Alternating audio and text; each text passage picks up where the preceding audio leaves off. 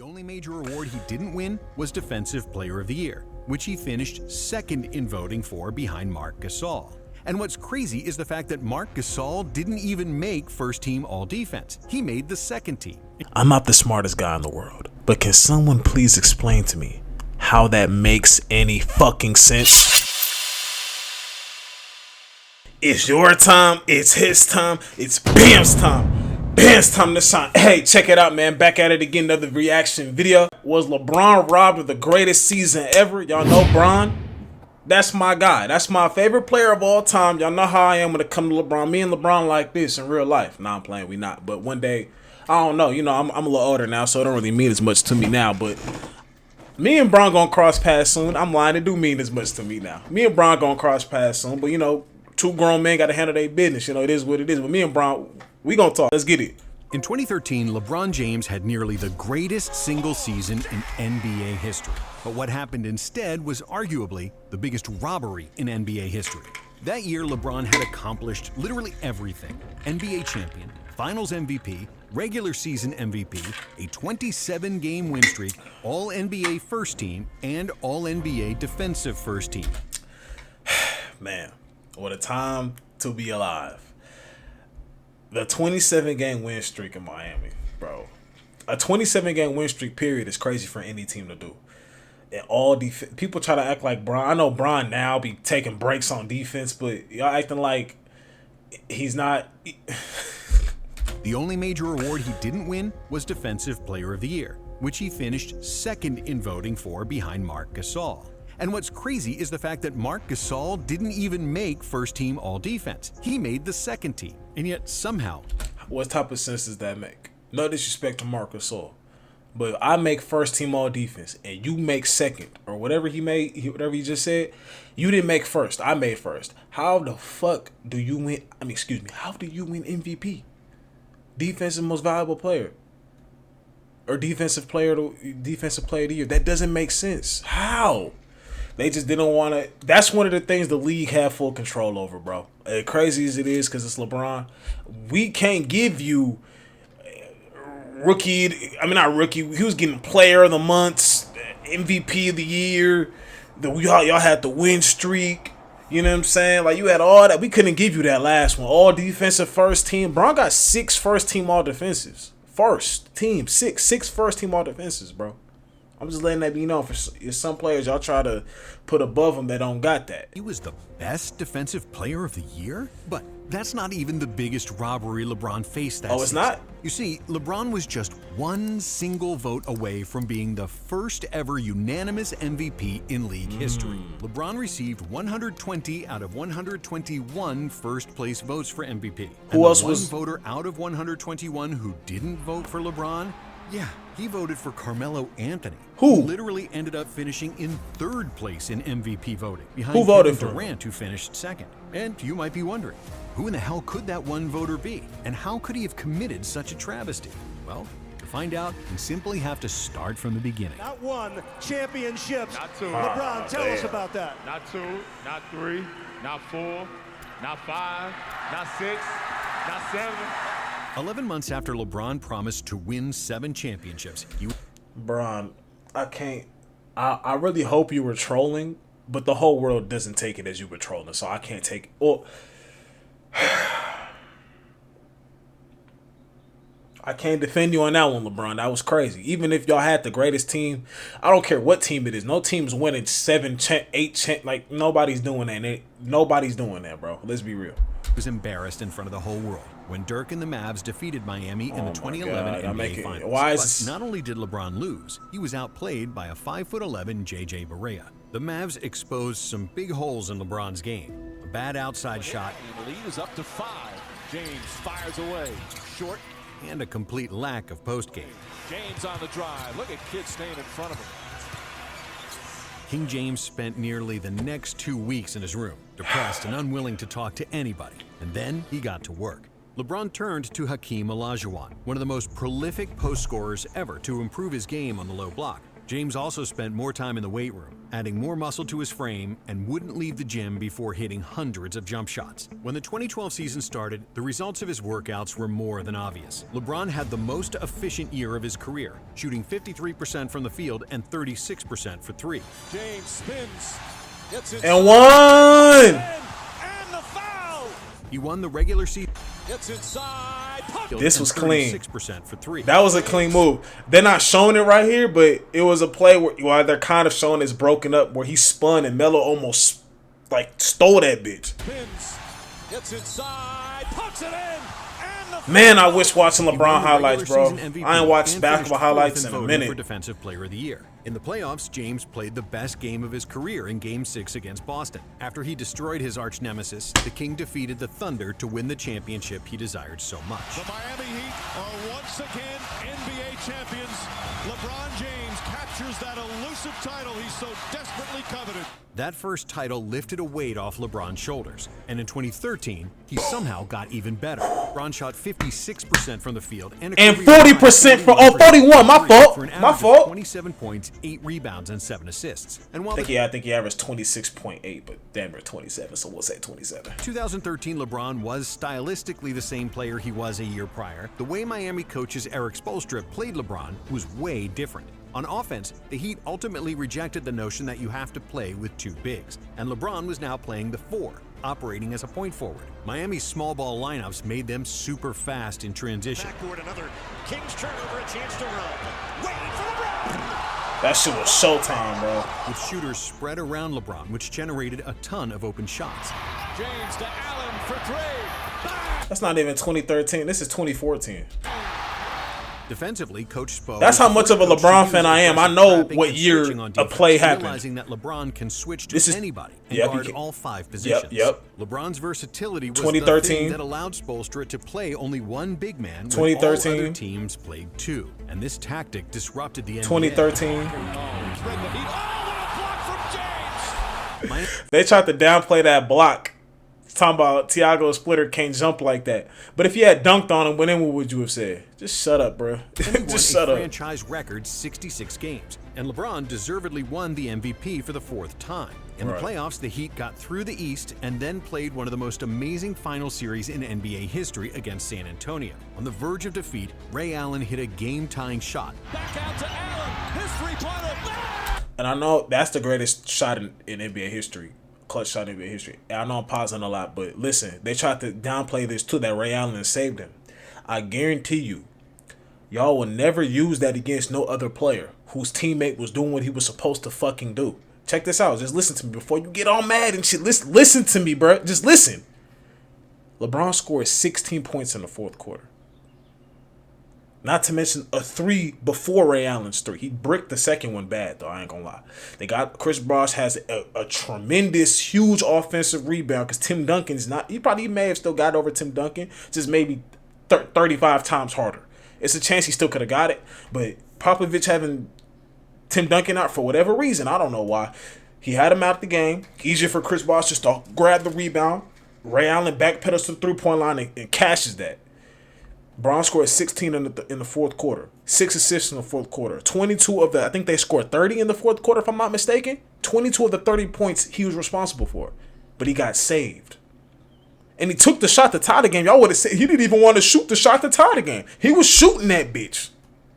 Y'all just gonna find. Now I agree that 2011, completely inexcusable. I don't know what Brown was doing. He was in his. I don't know if he was in your head. I don't know what that wasn't LeBron James. I don't know who that was in that 2011 final. That wasn't LeBron James. That was some, I don't know who the fuck that was.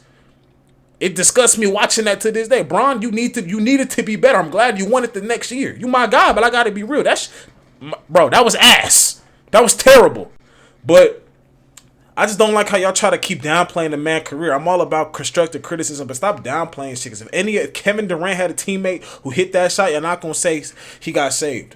You're not gonna say that. Did Klay Thompson save Steph Curry in game 6 when he went for 11 threes? Curry had a pretty decent game too, but Klay was just way better. Did he save Steph Curry's career? Like, come on, man. and the Heat won Game 6. In Game 7, LeBron proved his clutch factor once again, hitting a championship-winning dagger over Kawhi Leonard. Pulls up. Puts it in. 35 for LeBron James. But despite all the success, LeBron was still pissed about this season, and he had good reasons for it. Michael Jordan and Hakeem Olajuwon are the only players in NBA history to win MVP and Defensive Player of the Year in the same season, and LeBron wanted to achieve that too. King James finished second in defensive playing voting in 2009, he was fourth in 2010, and fourth again in 2012. 2013 was supposed to be his year, but instead, the award went to Marc Gasol. So, was LeBron really that good defensively, or is he just salty because he didn't achieve this feat and Michael Jordan did? Because if we look at the defensive stats, Gasol has the edge over LeBron in every category. In defensive plus-minus, a statistic that measures points allowed when a player is on the court, Gasol was first in the NBA at 3.1, while LeBron was fifth at 2.4. In defensive win shares, which is calculated by the number of points allowed per 100 defensive possessions, Gasol was second in the NBA with 5.4, and LeBron was 10th with 4.7. Individual defensive rating also favored the Spaniard, who had a 98.5 defensive rating, a sixth best mark in the league, while LeBron's defensive rating was 101. Hold on. Is Gasol guarding every position though? Gasol's not switching on to Tony Parker and stopping Tony Parker. Gasol's not guarding Derrick Rose. Now I see why they did it. Because the defensive win shares thing, I'm not going to say it doesn't matter, but it doesn't tell the whole story. Because I used to be a person that said that certain stuff, like if somebody had 25, but they could have, it's like somebody had 25, but they kept getting non-foul calls. Like I'm talking about, there's people who actually are out there who get non-foul calls. I'm talking about they had 15 free throws and they scored 10 other points, but the 15 free throws they got were bullshit. Believe it or not, that happens. Wait, is Gasol and LeBron guarding the same players 100% of the game? Gasol's doing good on his man, don't get me wrong, but he's also down on the block. He's not switching out to Derrick Rose. He's not switching out to Tony Parker. You know what I'm saying? He's not switching out to these guards on the perimeter. So we got to throw that into the equation as well. 49th best result. Team defensive rating tells the same thing. The Grizzlies had the second best defense in the NBA with 100.3 points conceded at 100 possessions. That's a team. While the Heat was ninth with 103.7 points per 100 possessions. LeBron averaged 1.7 steals and 0.9 blocks per game, or 2.6 blocks and steals combined, while Gasol averaged 1 steal and 1.7 blocks. Again, a higher number than James. So, if all the stats lean towards Gasol, why is LeBron so pissed that he didn't get the award? Because there are multiple reasons why it was James and not Gasol who should have won it. The first reason is that Defensive Player of the Year is more of a team award rather than an individual one. That's what I was about to say. What are we? Because you said let me let it. 2013, Gasol played with Mike Conley and Tony Allen in the backcourt, who were one of the best, if not the best, perimeter defenders in the NBA at the time. Both Conley and Allen made all defensive teams that year, and Tony was fifth in voting for Defensive Player of the Year. Kobe, toughest defender for you? Tony Allen. That's easy. Tony Allen. Mark also had Rudy Gay, Tayshaun Prince, and Zach Randolph, who were all excellent defenders. And with teammates like that, it's much easier to play great defense and have great defensive stats. For example, if Kevin Hart played alongside 4 NBA players versus LeBron and 4 5-foot actors, guess what? Kevin Hart would have better defensive stats than LeBron. We're not saying that LeBron didn't have quality teammates and that he played with a bunch of Kevin Harts, but Gasol certainly had more help than James. The second biggest reason why LeBron was snubbed is that the Defensive Player of the Year has historically been a big man award. Between 1997 and 2013, Ron Artest was the only non-big to win the award, and that's what prevailed this time as well. Back in 2013, most of the NBA was still playing with 2 traditional big men, and post defense against other centers was what the voters valued the most. However, the third reason, and the most ridiculous thing, was the voting itself, because Marc Gasol won the Defensive Player of the Year, and he didn't make first team all-defense. How is that even possible? The Defensive Player of the Year was voted for by the media, and was separate from all defensive voting, which was voted for by the NBA coaches until they changed this rule in 2014. By coaches voting, it was Tony Allen who received the most votes, with 53 out of 60 possible points. LeBron was second with 52 points, and Gasol was only the 4th best center, winning just 12 total points. The same thing happened in 2012, when Tyson Chandler won Defensive Player of the Year, and only made the 2nd all-defensive team. So we can all agree that the voting was kind of messed up in those years. That's weird. And like he said, I'm glad I let the video play out. It's not, we're talking about individual. It's like it's a team thing. So if the team has pesty ass guards, it makes you it makes what you're doing inflated a little bit. Because obviously, defense is more than just playing on-ball defense. I understand that. Stepping in the passing lanes, getting your hands out there, rotations, all that shit plays a part into defense. It's not just if I stop my man from scoring. Because there's a lot of players like that. That's why a lot of guards aren't winning. It's a lot of guards who are actually stopping their man from scoring, but it's other stuff that are also played in there. Help defense, pan in the passing lane, being in the right position at all times, things of that nature. But my whole point was Marc Gasol's not guarding the same players. It's just post defense, really. He's not guarding. LeBron's going down there post defense on Tim Duncan. Then he was going out there. He guarded Tony Parker the whole fourth quarter in Game 6. He guarded Derrick Rose, fourth quarter and overtime in 2000. I just don't understand it. It's not the same. It's not like we're not guarding the same people for one. And I also don't have the same pesty ass guards you have. You know what I'm saying? Like that, I don't know, bro. That especially comes to light with defense, which is hard to measure and quantify in the first place. But does that mean that Marc Gasol didn't deserve it and LeBron was the clear winner? Well, yes and no. There were plenty of guys who deserved to win DPOY that year and who had excellent defensive stats. Serge Ibaka was the best shot blocker in the NBA. Into Howard, rejected by Ibaka. Chris Paul was the best ball thief that year. Draymond Green, retaken by Paul. And Paul George always guarded the best opposing player on the best defensive team in the NBA. Chris Paul. Oh, got that steal too. And here he goes. Here we go. PG got? puts on Oh, the shot. yeah. Tony Allen, Tim Duncan, and Joakim Noah all could have won it too. But why did LeBron feel that he was robbed? And what was his case for winning the Defensive Player of the Year? The answer to that is very simple. In 2013, LeBron played the most versatile defense the NBA has ever seen. At 6'9" and 270 pounds, LeBron was big enough to guard power forwards and centers. Clock running down. Hibbert able to keep it alive. And blocked by James. And fast enough to swallow up point guards, who routinely passed up the ball when guarded by James. Here's Hill. Rejected by James. LeBron did many of the same things Marc Gasol did, like masterfully coordinating the defense from the backline and guarding the post. But then he'd also shut down the other team's best players in the clutch. He was jumping into passing lanes to steal and prevent passes. James with the steal, and LeBron puts it down.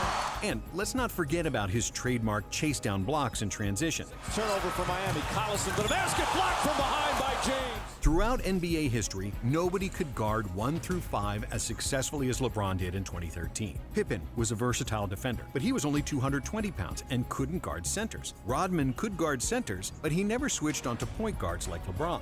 Draymond Green's defensive versatility could be compared to James, but Draymond isn't as athletic or as big as LeBron. While there were some great candidates to win the Defensive Player of the Year in 2013, nobody did more different things defensively than LeBron, and that's why he deserved to win the award. However, that wasn't the only way voters robbed LeBron of a perfect season. It also happened with the MVP voting. LeBron dominantly won the MVP in 2013, winning 120 out of 121 first-place votes, with one vote going to Carmelo Anthony, which was an absolute joke. Carmelo had a great season. He was the NBA scoring champion, but his efficiency and impact on all facets of the game were far below LeBron's. The guy who voted for Melo was Gary Washburn, a reporter from Boston. The thing about that, when you automatically are the scoring champion, you're usually, hey, give him MVP, right? That's usually how it go, but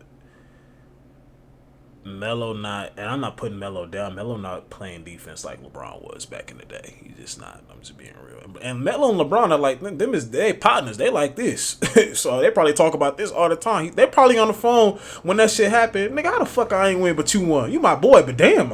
It's like, nigga, you got all that. I couldn't win with that. He's like, nigga, you ain't guarding who I'm guarding. You getting buckets, don't get me wrong, but you ain't playing the defense I'm playing, Melo. Even if you switch teams, you ain't guarding who I'm guarding, bro. Let's be real. You put certain people around you, where AI and them was there, you ain't guarding you ain't doing. Come on, man. And the impact too, yeah. Usually if you lead the league in scoring, they think you have the most impact. There's cases where that's true, and there's cases where it's not. where LeBron certainly wasn't the crowd favorite after all those battles with the Celtics. Here was Washburn's explanation for the vote. When I placed my MVP vote, I knew I would be in the minority. I knew LeBron James was the favorite to win because he unquestionably is the best player in the game. I voted for Carmelo Anthony based on his importance to the New York Knicks. The dude basically said that he knew LeBron was the best, but still gave it to Carmelo, which was a perfect example of why media voting is a flawed system. But I've got nothing against LeBron James. He's the best player of this generation, the best player in the league by far. If it wasn't for Washburn and media voters, LeBron would have been Defensive Player of the Year, the first unanimous MVP in NBA history, and the Finals MVP, thus completing the most perfect season in NBA history. But to be fair, this also should have happened in 2000, when Shaquille O'Neal was by far the best player in the NBA. Like LeBron, Shaq also finished one vote shy of becoming the first unanimous MVP when one voter gave his first place vote to Allen Iverson. Hey, it's AI though. Shaq, you have to swallow that. Shaq, you gonna have to just take that to the. You know what I'm trying to say. Shaq, you just got to let that be what it be. That's AI. We'll let it slide because it's Allen Iverson. Iverson's main strength was scoring, but it was Shaq who led the NBA in scoring with 30 points per game, along with 14 rebounds and 4 assists. The 4 assists as a big man is a lot. In field goal percentage and finished second in total rebounds and third in blocks. The Damn. Lakers won 67 games, which was one of the best results in NBA history. Shaq hitting turnarounds, turnaround hook shots. That was for game. And further proof that some of these media voters have no business being anywhere near a role as important as this. Shout out Bron, man. That's my guy. Y'all tell, hey, y'all send if y'all got an Instagram, bro, clip some of this shit, send it to LeBron James, man. That's my guy, man. Shout out Bron, man. But anyways, man, if y'all like this video, man, y'all know what to do. Get at me on the next one. Rest in peace to Kari, X, my grandma, both our grandmas, and I'm gone, man. Bam time.